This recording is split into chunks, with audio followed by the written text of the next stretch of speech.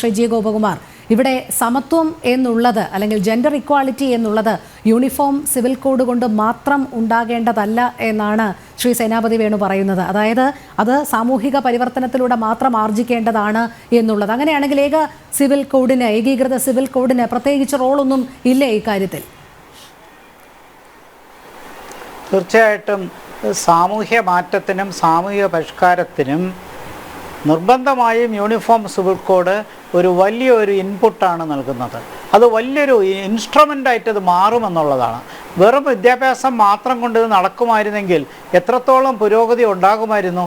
ഇന്നും 20% ജനങ്ങൾ സാക്ഷരതയ്ക്കപ്പുറമാണ്, നിരക്ഷരരായി നിൽക്കുകയാണ്. ആ 20%-നകത്ത് ഭൂരിഭാഗവും സ്ത്രീകളാണ് എന്നുള്ളതൊരു വസ്തുതയും നമ്മുടെ മുമ്പിലുണ്ട്. അപ്പോൾ തീർച്ചയായിട്ടും വിദ്യാഭ്യാസം മാത്രം കൊണ്ട് നടപ്പിലാകുമെങ്കിൽ എത്രത്തോളം വിജയിക്കുമായിരുന്നു. ഇപ്പോൾ കേരളത്തിൽ തന്നെ ഒരു ഉദാഹരണം കണ്ട് കുറച്ചു കാലം മുമ്പ് ഒരു സ്കോളർഷിപ്പ് വിതരണത്തിൻ്റെ കാര്യത്തിൽ ഒരു പ്രത്യേക മതവിഭാഗത്തിൻ്റെ ഒരു മീറ്റിംഗ് കൂടിയപ്പോൾ ഒരു പെൺകുട്ടി അതിൻ്റെ പേര് വിളിച്ചപ്പോൾ സ്റ്റേജിൽ കയറി എന്നുള്ളതിൻ്റെ പേരിൽ ഒരു മതമേധാവി ആ കുട്ടിയെ ആക്ഷേപിച്ച് പുറത്തു പോകാൻ പറഞ്ഞു. അപ്പോൾ പെൺകുട്ടികളെ സ്റ്റേജിൽ കയറാറില്ല, അവരവിടെ തന്നെ ഇരുന്നാൽ മതി, അവാർഡ് വാങ്ങിക്കാൻ വരുന്നതിനാണ് ഈ പറയുന്നത്. അപ്പോൾ വിദ്യാഭ്യാസം താനേ അത് വളരുമെന്ന് വിചാരിച്ചിട്ട് കാര്യമില്ല, നിയമത്തിൽ കൂടി കൊണ്ടുവരണം. ആ ജെൻഡർ ഇക്വാളിറ്റി കൊണ്ടുവന്നാലേ പറ്റുള്ളൂ.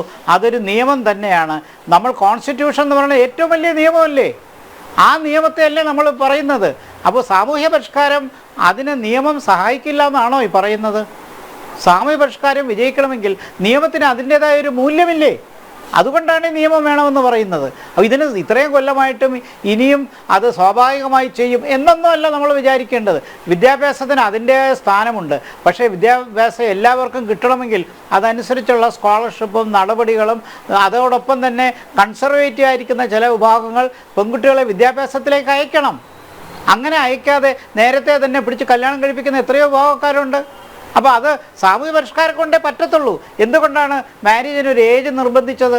സ്ത്രീകൾക്കൊരു ഏജ് നിർബന്ധം. അപ്പം നിയമത്തിന് അതിൻ്റേതായൊരു വാല്യൂ ഉണ്ട്. നമ്മളിവിടെ പറയുന്ന യൂണിഫോം സിവിൽ കോഡ് എന്ന് പറയുന്നത് നിയമമായി മാറണമെന്നാണ്. അതുകൂടി വന്നാൽ മാത്രമേ സാമൂഹ്യ പരിഷ്കാരത്തിന് വിജയിക്കാൻ കഴിയുള്ളൂ. എഡ്യൂക്കേഷൻ വിജയിക്കണമെങ്കിൽ അതിന് ഒരുപാട് ഇൻപുട്സ് ഉണ്ട്. അതിനകത്തൊന്ന് സോഷ്യൽ റിഫോമാണ്. ഇത് പരസ്പര പൂരകങ്ങളാണ്. എഡ്യൂക്കേഷനും സോഷ്യൽ റിഫോമും പരസ്പരം ബന്ധപ്പെടുത്തുന്നതാണ്. അതുകൊണ്ട് തീർച്ചയായിട്ടും സോഷ്യൽ റിഫോമിനും എഡ്യൂക്കേഷനും അതോടൊപ്പം യൂണിഫോം സിവിൽ കോഡ് നിയമമായിട്ട് വരുമ്പോൾ മാത്രമേ അതിന് പൂർണ്ണത കിട്ടത്തുള്ളൂ. ഞാൻ ഭരണഘടന എഴുതി വെച്ചിട്ട് 75 വർഷമായിട്ട് ഇനിയും ഇത് ചർച്ച ചെയ്യണം.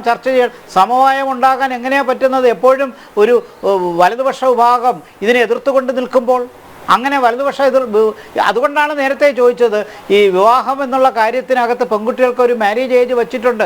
അതോടൊപ്പം ഡൈവേഴ്സ് മാരേജിനും ഒക്കെ തന്നെ വ്യക്തമായ നിയമമുണ്ടെങ്കിൽ തീർച്ചയായിട്ടും അവർക്ക് കൂടുതൽ ശാക്തീകരണം പറ്റും. അപ്പോൾ സ്ത്രീ ശാക്തീകരണത്തിന് ജെൻഡർ ഇക്വാളിറ്റിയിലേക്ക് പോകുന്നൊരു വഴിക്ക് യൂണിഫോം സിവിൽ കോഡ് അതിൻ്റേതായൊരു റോള് നിർവഹിച്ചുകൊള്ളും. അതിനെ തീർച്ചയായിട്ടും അത് ശക്തിപ്പെടുത്തുകയാണ് വേണ്ടത്.